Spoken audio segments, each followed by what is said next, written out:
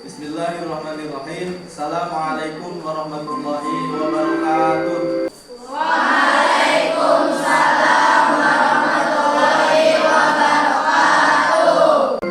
Ya, bagaimana kabarnya anak-anak? Alhamdulillah luar biasa. Allahu Akbar. Ya, baiklah. Sebelum memulai pelajaran, marilah kita awali pelajaran hari ini dengan berdoa terlebih dahulu. Untuk memimpin doa, Bapak persilakan kepada ketua kelas. Silakan. Sebelum mulai pelajaran, marilah kita berdoa terlebih dahulu. Berdoa mulai. Beri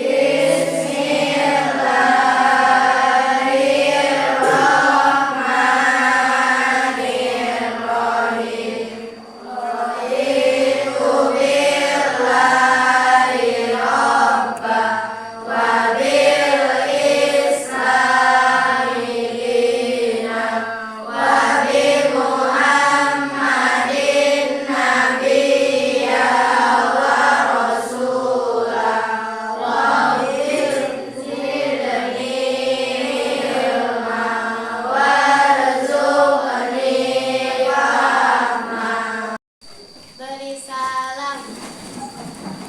Assalamualaikum warahmatullahi wabarakatuh. Waalaikumsalam warahmatullahi wabarakatuh. Ya, baiklah anak-anak, sebelum memulai pembelajaran, Bapak akan memeriksa kehadiran terlebih dahulu.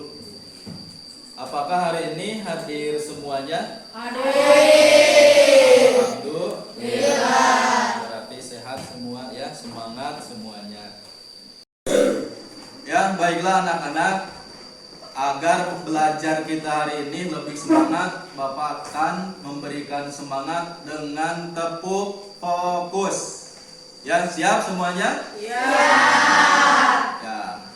Ikuti tepuk fokus yang sudah dicontohkan sebelumnya ya. Kita mulai tepuk fokus. Tepuk fokus. Kulihat, kudengar, perhatikan, fokus. Ya, sebelum dimulai pada materi yang akan kita pelajari, yaitu tentang strategi dakwah Nabi Muhammad SAW di Madinah. Sekarang Bapak akan bertanya dulu tentang materi yang sudah disampaikan pada pertemuan yang sebelumnya. Coba siapa yang masih ingat materi yang sudah kita pelajari pada pertemuan yang lalu? Pak, kondisi masyarakat Madinah sebelum adanya Islam. Ya, pertanyaan berikutnya, apa kepercayaan yang dianut oleh masyarakat Madinah sebelum Islam? Silakan. Ya Pak, kondisi masyarakat Madinah sebelum Islam yaitu menganut beberapa agama, di antaranya agama Yahudi, Nasrani, dan paganisme. Ya, pertanyaan berikutnya, apa perekonomian masyarakat Madinah sebelum Islam? Ya, silakan. Perekonomian masyarakat Madinah sebelum datangnya Islam adalah pertanian, perdagangan, dan perindustrian. Ya, terima kasih. Semuanya tepuk tangan.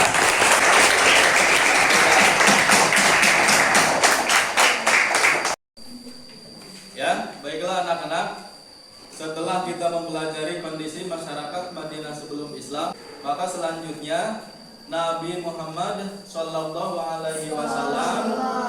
menentukan strategi atau langkah-langkah dakwah untuk menyebarkan agama Islam di kota Madinah. Ya.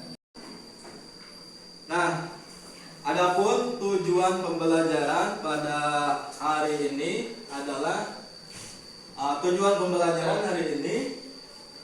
adalah siswa mampu menelaah, menyimpulkan, dan mempresentasikan strategi dakwah Nabi Muhammad SAW di Madinah. Ya, sebelum dimulai pada materi pembelajaran, Bapak akan bertanya dulu tentang materi yang akan dipelajari hari ini. Coba siapa yang sudah tahu bagaimana langkah awal dakwah Nabi Muhammad SAW di Madinah? Ya, silakan Dede Andini. Langkah awal dakwah Nabi Muhammad SAW di Madinah adalah: 1. Membangun Masjid Nabawi, 2. Mempersaudarakan kaum Ansor dan Muhajirin, 3. Perjanjian dengan masyarakat Yahudi. Ya, terima kasih semuanya, tepuk tangan.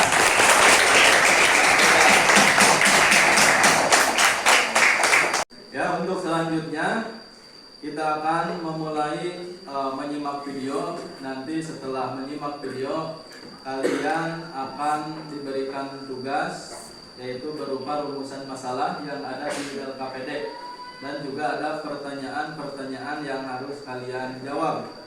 Selanjutnya setelah itu kalian mengerjakan tes sumatif atau tes akhir yang akan bagikan soalnya. Nanti Bapak bagikan soalnya.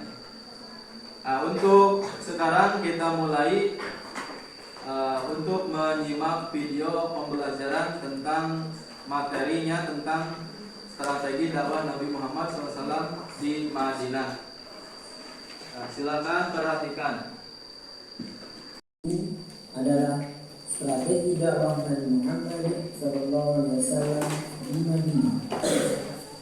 Nabi Muhammad SAW pada hari Jumat tanggal 12 Rabiul Awal tahun ke-13 kenabian atau 27 September 622 Masehi tiba di kota Yathrib. Kota Yathrib mempunyai makna mencaci atau memaki. Kemudian Rasulullah mengubahnya menjadi Madinah Al-Munawwarah yang bermakna pusat peradaban yang dipenuhi dengan cahaya, atau Madinah Nabi, kota Nabi. Muslim Makkah yang berhijrah ke Madinah disebut sebagai kaum Muhajirin, sedangkan kaum Muslimin Madinah yang terdiri dari kabilah Aus dan Khazraj yang menerima kedatangan Muhajirin disebut sebagai kaum Ansor atau kaum penolong. Setelah datang ke Madinah, Nabi Muhammad SAW kemudian menentukan langkah-langkah utama untuk membangun masyarakat baru. Langkah pertama yang dilakukan oleh Nabi Muhammad SAW setiba di Madinah adalah membangun masjid. Masjid pertama yang dibangun di Madinah adalah Masjid Nabawi. Masjid ini dibangun di atas tanah milik kedua anak yatim, Sahal dan Suhail bin Nafi bin Umar bin Ta'labah An-Najari, yang diasuh oleh As'ad bin Zurah. Awalnya tanah tersebut diberikan secara cuma-cuma kepada Nabi, namun Nabi tidak menerimanya. Nabi kemudian memberi. Setelah datang ke Madinah, Nabi Muhammad SAW kemudian menentukan langkah-langkah utama untuk membangun masyarakat baru. Langkah pertama yang dilakukan oleh Nabi Muhammad SAW setiba di Madinah adalah membangun masjid. Masjid pertama yang dibangun di Madinah adalah masjid. Ya, selanjutnya Bapak akan membagikan lembar kerja peserta didik. Di dalam lembar kerja peserta didik tersebut ada beberapa rumusan masalah, persoalan yang harus kalian selesaikan atau kalian pecahkan. Ini dikerjakan secara kelompok. Kelompoknya yaitu kelompok yang sudah ditentukan sebelumnya, ya, yaitu kelompok 1, kelompok 2, kelompok 3, dan kelompok 4. Nah, sekarang Bapak akan membagikan LKPD-nya, ya, dari mulai kelompok 1, ini kelompok 2, kelompok 3, kelompok 4. Nah, sekarang silakan kerjakan tugas tersebut bersama kelompoknya masing-masing. Ya, silakan dimulai.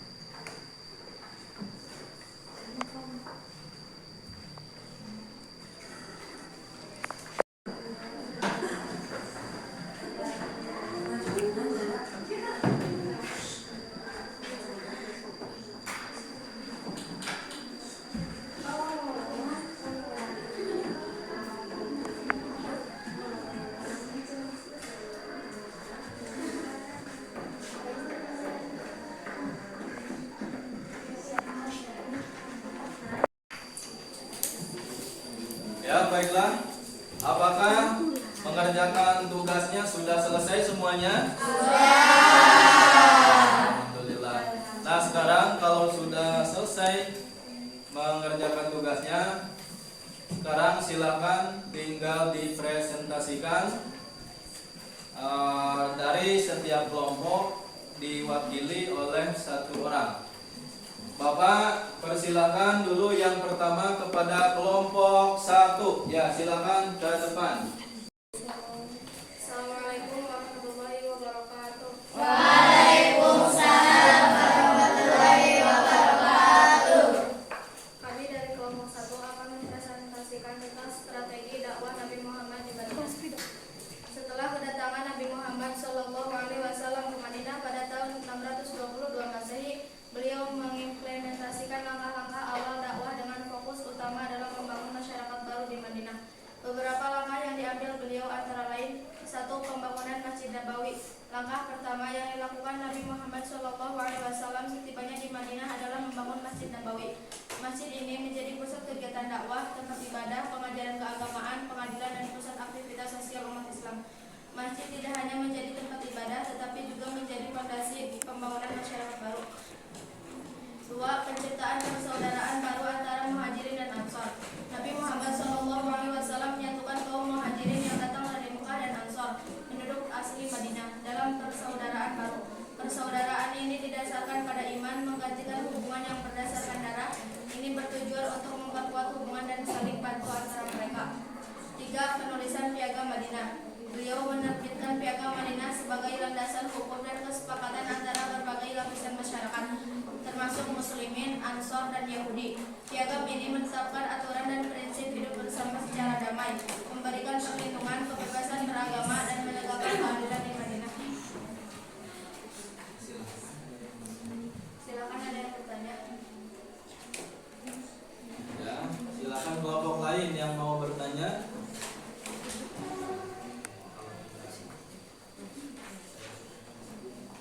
Kalau tidak ada, saya cukupkan sekian. Assalamualaikum warahmatullahi wabarakatuh. Waalaikumsalam warahmatullahi wabarakatuh. Ya, terima kasih kepada kelompok 1 yang telah mempresentasikan hasil kerja kelompoknya. Kita berikan tepuk tangan.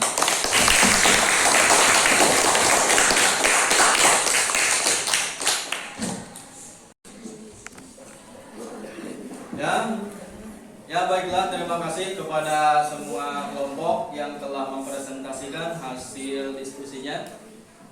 Nilainya semuanya baik ya. Kira-kira mana yang terbaik, kelompok 1, 2, 3, atau 4? Kelompok 1, 2, 3, atau 4? Kelompok berapa lagi? 3. Yang terbaik adalah semuanya tepuk tangan.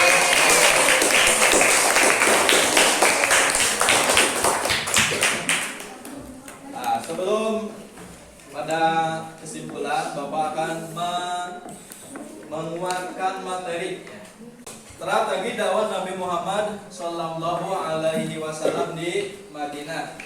Nah, ini pertama langkah-langkah awal dakwah Nabi Muhammad Sallallahu Alaihi Wasallam setelah di Madinah.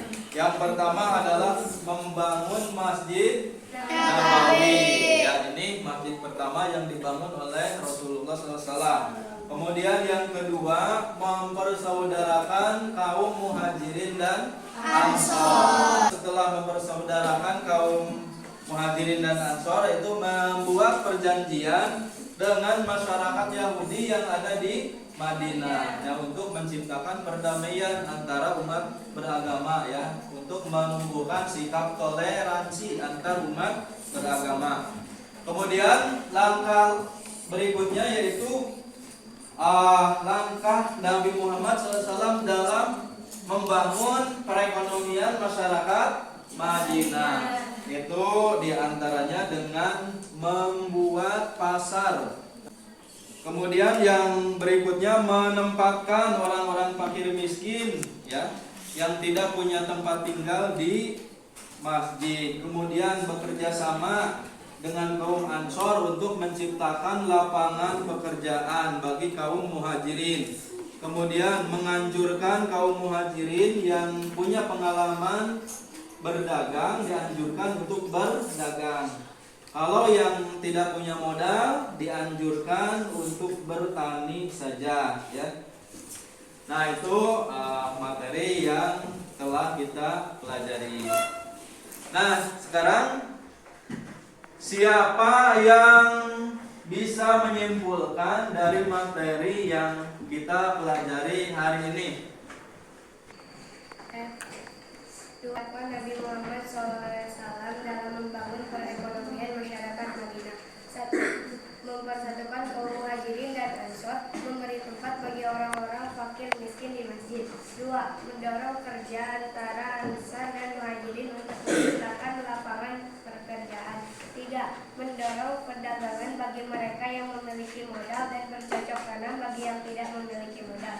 Efektif pengumpulan zakat, memperkuat hubungan antara pemberi zakat dan penerima zakat. 5.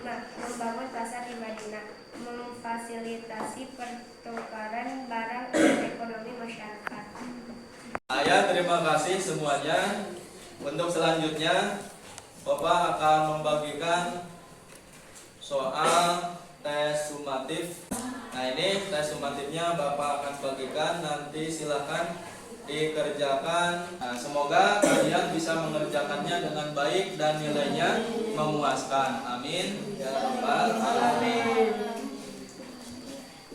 Ya, untuk selanjutnya kita sekarang telah sampai di akhir sesi pembelajaran ya. Untuk materi yang akan kita pelajari pada pertemuan yang akan datang adalah tentang respon masyarakat Madinah terhadap dakwah Nabi Muhammad Sallallahu Alaihi Wasallam. Nah, Bapak tugaskan kepada kalian, silahkan kalian mencari referensi acuan sumber-sumber bacaan tentang materi respon masyarakat Madinah terhadap dakwah Nabi Muhammad Sallallahu Alaihi Wasallam. Terima kasih kepada semuanya atas partisipasinya dan waktunya. Semoga kita semua diberikan kesehatan, kelancaran, dan kemudahan. Amin ya Allah ya Rabbal alamin. Marilah kita akhiri pembelajaran hari ini dengan membaca doa kifaratul majelis. Subhanallahumma wa bihamdika asyhadu an la ilaha illa anta astaghfiruka wa atubu ilaik. Walhamdulillahi rabbil alamin.